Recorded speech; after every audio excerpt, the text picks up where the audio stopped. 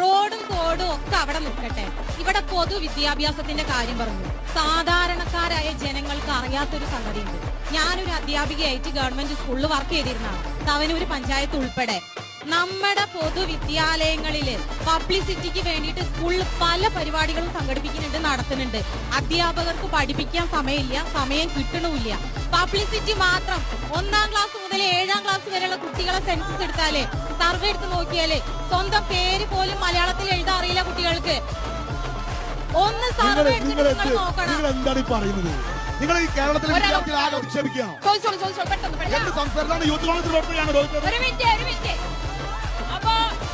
ഇവിടെ ഈ സഹോദരി പറഞ്ഞു ടീച്ചറാണെന്ന് പറഞ്ഞു. പിന്നെ എന്തിനാണ് ടീച്ചർ പോണേ? ടീച്ചർ എന്തിനാ പോണേ?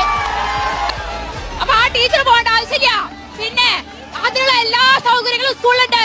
ICT സാധ്യത ഒക്കെ എല്ലാ സൗകര്യങ്ങളും കൊടുത്തിട്ട് മര്യാദയ്ക്ക് പഠിപ്പിക്കാൻ